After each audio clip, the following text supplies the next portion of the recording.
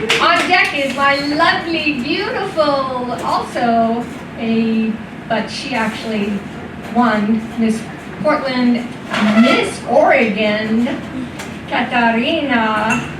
Okay, I'm gonna say your name wrong. Villegas. Yes. Villegas. Yay! Coming to the stage, Kim Finnegan.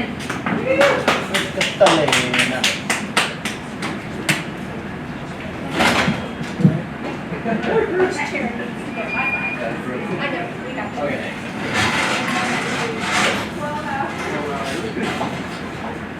Okay. What up, y'all? My name is Tim Finnegan, but besides being known as Tim Finnegan, I could also be known as Neil Page. And I'd like to tell you guys a fucking story about a time when I was trying to get home to Chicago for Thanksgiving. I was trying to get home from New York on time for Thanksgiving, and I was trying to fly home, the Tuesday before Thanksgiving, and I was in a fucking business meeting that was running late that day, and I was eager to get to the JFK airport, to catch a flight home, before Thanksgiving, and it was running fucking late, and it was rush hour. I was trying to get a cab to catch the 6 o'clock flight, but I didn't have any luck getting a cab, and I tried to bribe a man for a cab, and I gave him the money, and he let me have the cab, but then another guy stole my fucking cab, and I'm like, what the fuck, holy shit, and then once I arrived at the JFK airport at 5:58, right before the 6 o'clock flight, it turned out that my flight was delayed, and I'm like, holy shit, how am I going to get home now? And then, while I was waiting for my flight at the gate, I met the guy who stole my cab, and because I recognized his big trunk, and then I confronted him for stealing my fucking cab, and then he said to me, he apologized, and he offered to buy me a hot dog and a beer, but I just said no. And then, once we boarded our flight, once the flight finally came, I got assigned to a general seat instead of first class. I got in an argument with the stewardess, and it was bullshit, but then, I just went along with it, and I went in my seat, which coincidentally was right next to the man who stole my cab. And then the man introduced himself. He said his name was Del Griffith, and that he sells shower curtain rings. And then Del and I kind of started to get to know each other, but Del was talking a lot, and didn't give a shit about that, and I was trying to finish an article, and I told Del that I wasn't much of a conversationalist, and that I want to finish an article, and he said not to let him stand in my way, and he said the last thing he wants to be remembered as, and it's an annoying blabbermouth. So then, because of a blizzard in Chicago, my flight ended up landing in Wichita, Kansas, due to the blizzard, and then, we had to spend a night in Wichita. I tried to call different hotels, but everything was booked, but then Del Griffith successfully booked us some hotel room, for the two of us, and then I called my wife, Susan Page, to keep her up to date about what was going on. And then at the motel, Del and I, happened to be in the same room, in the same bed, and then Del was making noises while I was trying to fall asleep, and then I got in an argument, but then we went to sleep, and then, unfortunately, we were robbed by a burglar who stole all our money, but then the next morning, Del and I went out to breakfast, and when I was about to pay the bill, I had no money in my wallet, and at first I thought Del stole my money, and I confronted him for it, but then Del told me he didn't take my money, and then when I looked at Del's wallet, we found out we were robbed. So then after that, the guy picked us up, brought us, to the Amtrak station, since I knew flights still weren't going well.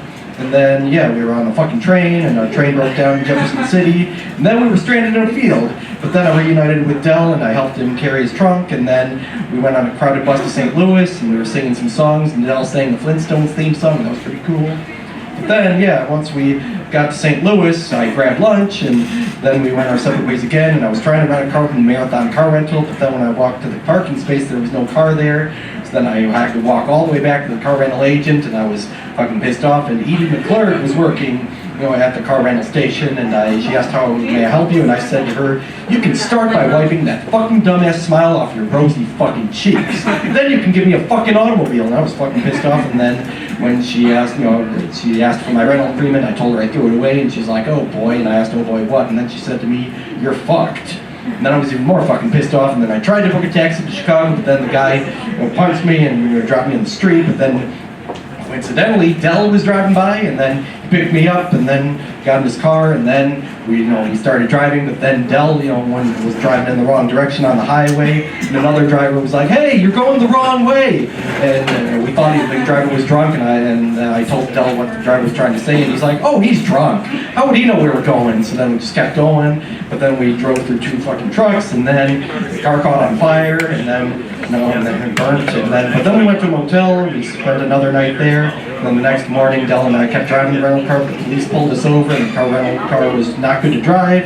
and then we were riding in a fuck truck the rest of the way to Chicago for Thanksgiving, and the fuck truck, had milk and shit in it, but then we finally got to Chicago. It was on Thanksgiving Day.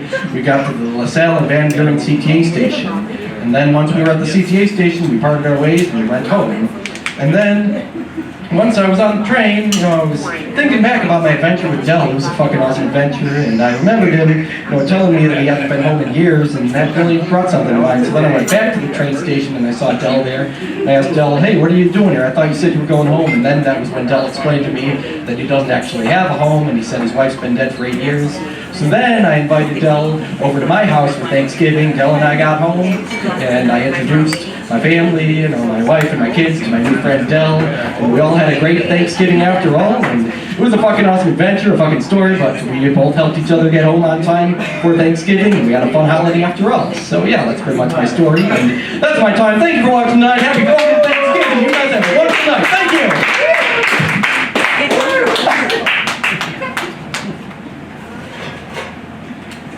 I will never look at travel again the same way. Okay, on